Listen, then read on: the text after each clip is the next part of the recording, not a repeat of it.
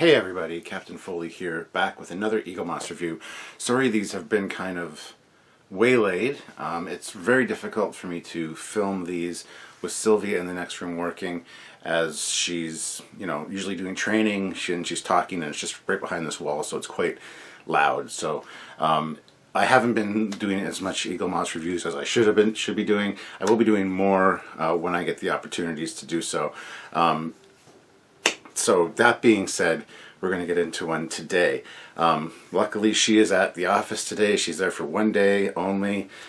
She's got something she has to do there. So today I'm free up to do this, and I really appreciate your patience. Please stay tuned for a lot more Eaglemoss reviews coming soon. So today we're going to be talking about one of the Discovery ships. And I hear a collective groan. No, this is a good one. This is a good one, guys. Today we're going to be talking about the Klingon D7 class battlecruiser from Season 2 of Discovery. This was designed by Ryan Denning, who we actually met in Birmingham when we went to the convention there, Samuel and myself. Great guy, and love his work, and we want to have him on the show at some point. But this is a course correction that Discovery made, which we really appreciate, because they did listen to the fans. They did manage to kind of get things right, because we saw a D7 in Season 1, which clearly was not a D7. At least for Season 2, we got this, which is pretty fantastic. So we're going to take a look at it today and see what we can see. So anyway, here's the box, standard Discovery box. Discovery on the side there, Star Trek Discovery. Nice picture of it there. Just says Klingon battlecruiser. And so yeah, again, the boxes for Eaglemoss are fantastically done. I really appreciate them, because if you can't display your models, you can at least keep them in the box and still have a nice display piece. You put this up on a shelf, even like this, if you're saving room, you stack them, you at least can see the ship that's inside, and I really appreciate that with the Discovery boxes and the XL boxes. The regular boxes, not so much, but it is what it is. So let's get into this and see how it looks, because we're all excited to see a D7 from Discovery. So inside we've got the book, and it's number 26 here. So great shots of the ship on the front, 3 of them there, and it says Klingon D7 battlecruiser. On the side here, it says type warship, launch 2257, length 503.53 meters. So yeah, take that for what it's worth. Let's open it up. As usual with Eaglemoss, you got the instructions on how to place it on the stand, which is usually not needed, but sometimes helpful. So appreciate that.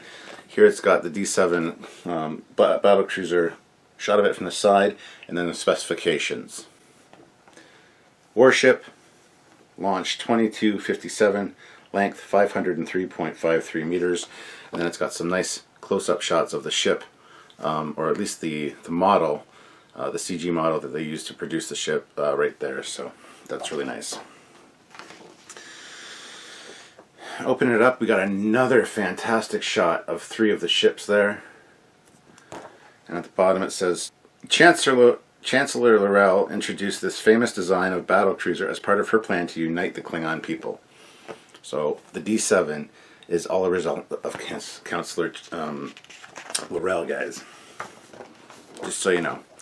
Next page, we got a nice orthographic views of the ship, front, back, and top. And again, it looks very much like a D7 should, so I really appreciate that. We got a section on designing this D7. This is the first shot we got of the ship in one of the trailers, which Samuel and myself did a live on, and we got a lot of viewers for that. It was great to see an actual Klingon design in Discovery, which was really nice. It says concept artists Ryan Denning and Scott Schneider worked together to bring the classic Klingon battlecruiser into the Discovery era. So goes on to talk about refining the model. Again, another great shot of the ship there, looking beautiful. And some concept sketches here with the original Katinga at the top, and just some of the differences that they've done, especially in the nacelle area. If you look at the nacelles of the new one, they're very much slimmed down and lengthened, and you can see the comparison there, which is kind of neat.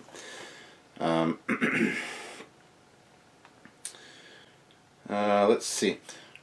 So in the early versions of the script, the episode Point of Light, the D7 actually appeared in the council chamber. The idea was that the roof would open to reveal it, so Denning produced the keyframe showing what the moment would look like. So that's an actual very cool shot. It would have been cool to see it hovering above the council chambers.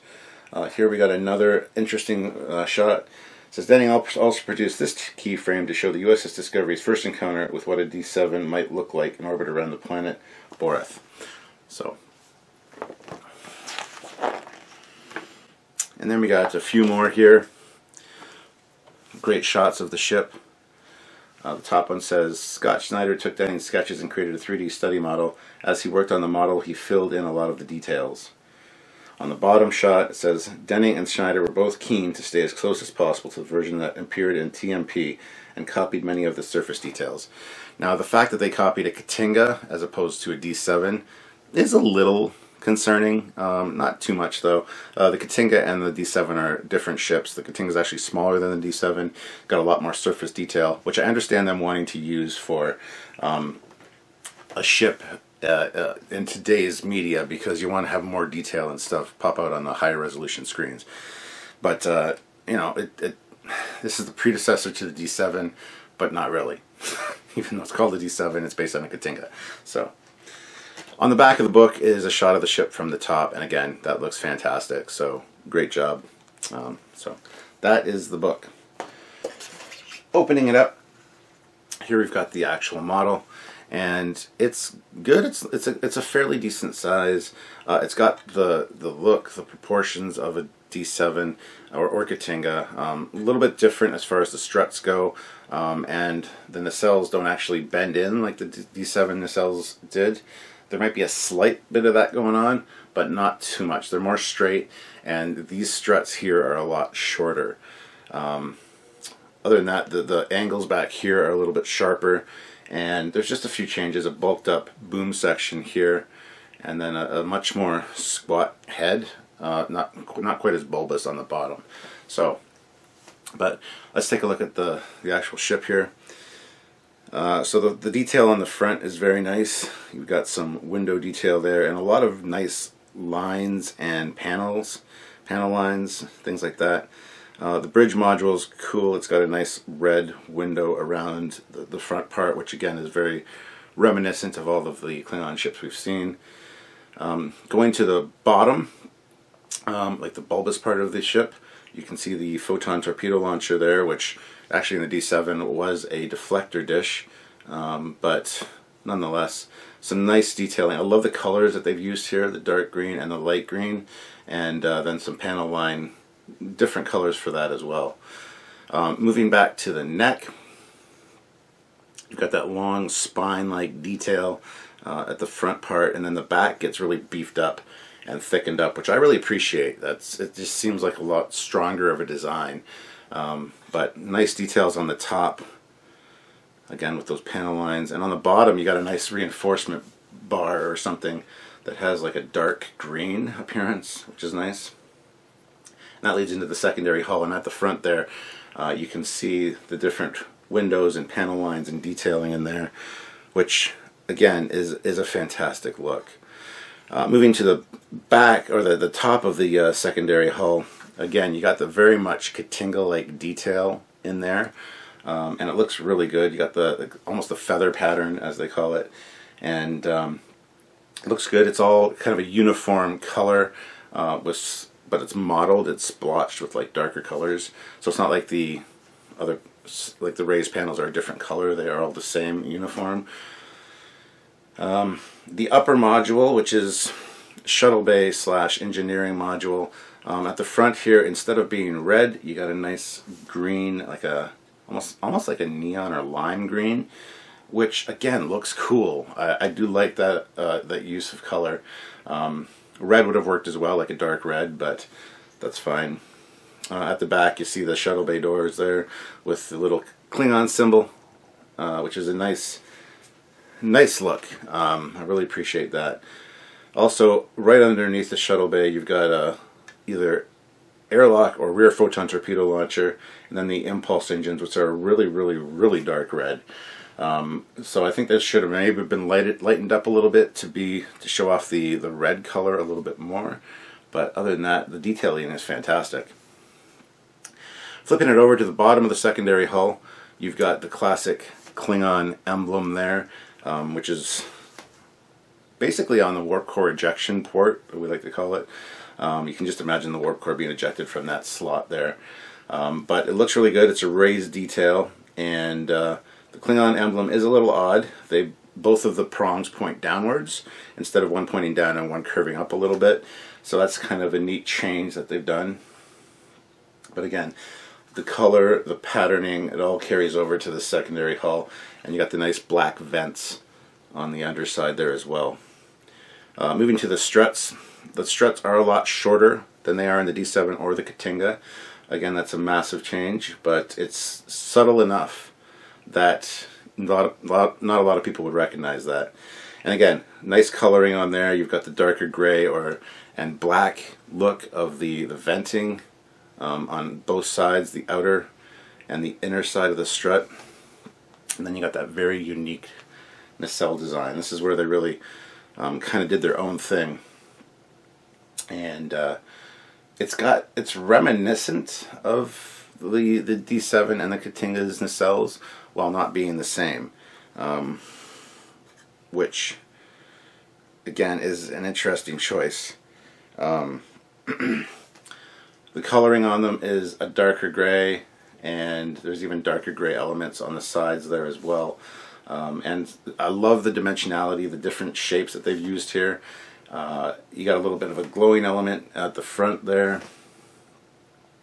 And again, it looks very much like an alien blaster or something. It doesn't really, like you could take it off the ship, put a little handle on it, and make it into like a disruptor rifle or something. That's kind of a trope with a lot of nacelles and things. Now, I'm looking at this model, and this nacelle is actually not mounted to the strut properly. You can see the spacing in there. So it actually points down a little bit, and I can't seem to jury rig it or move it at all. It's not loose, it's not on wrong, I don't think.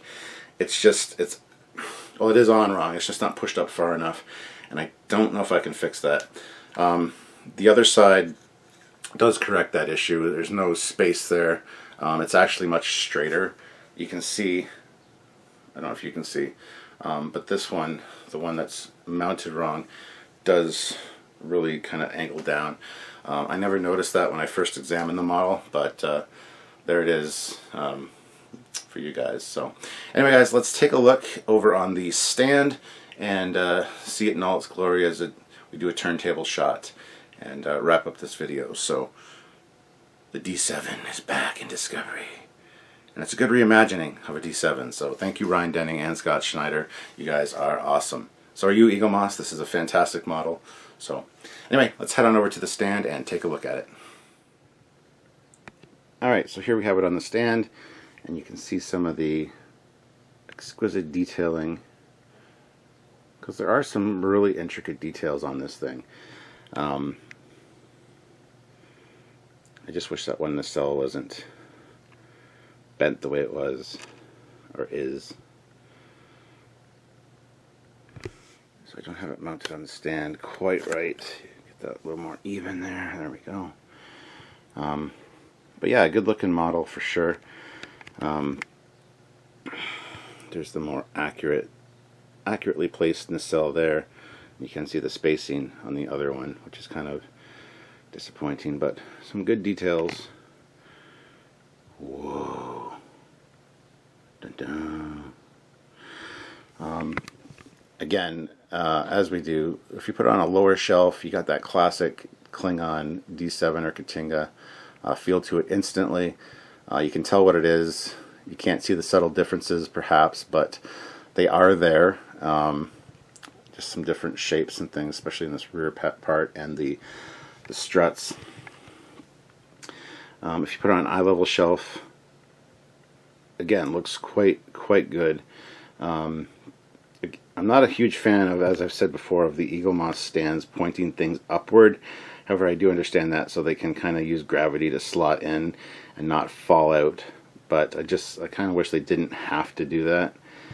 But that's just me. That's just me. And if you put it on an upper shelf, again, you've got that very classic Klingon look to it, and from many different angles, it looks really, really good. So, really got to appreciate the feeling you get from this. It feels Klingon, unlike a lot of the other Klingon ships in Discovery. So, anyway, guys, that's it for this Eaglemoss review. Please make sure that you check out the Eaglemoss store. We actually have a new discount code. It is Trekyards 10. So Trekyards 10 will get you 10% off of any order, including special editions, shop exclusives, and XL ships. Our old code didn't do that. Our old code was just Trekyards. But the new code, Trekyards 10, will get you 10% off all that stuff. The only thing it doesn't include is pre-orders. So you can't get 10% off your pre-orders. So check out the Eaglemoss store. Try using Trekyards code 10. Trekyards 10. Trekyards 10 is the code. There we go. And give that a whirl. See if you can save yourself some money. Pick up some cool stuff, including this thing, as all the ships are covered, excluding pre-orders, of course. So definitely better for you guys, and look forward to hearing some positive things about that. So anyway, guys, as always, don't forget to subscribe to the channels, both Trekyards and Captain Foley. And as always, check out other videos by us as well. We've got a lot of cool stuff out there, and lots of content to watch. So check out other videos by us as well. Until next time, guys, I'm Captain Foley, signing off. Bye-bye.